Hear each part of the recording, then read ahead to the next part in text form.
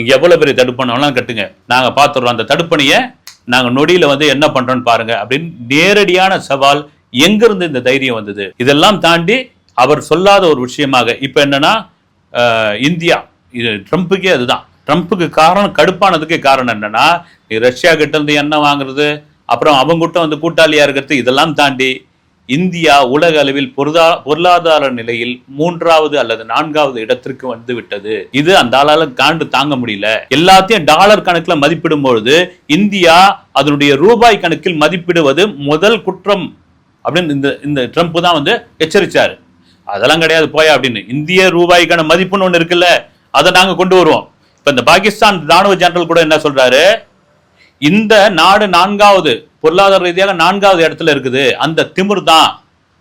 இப்ப அந்த 4வது இடத்துல இருப்பதனால் அதுக்கு யார் காரணம் அப்படின்னா, இந்தியாவில் உள்ள பெரும் தொழிலதிபர்கள் தான்.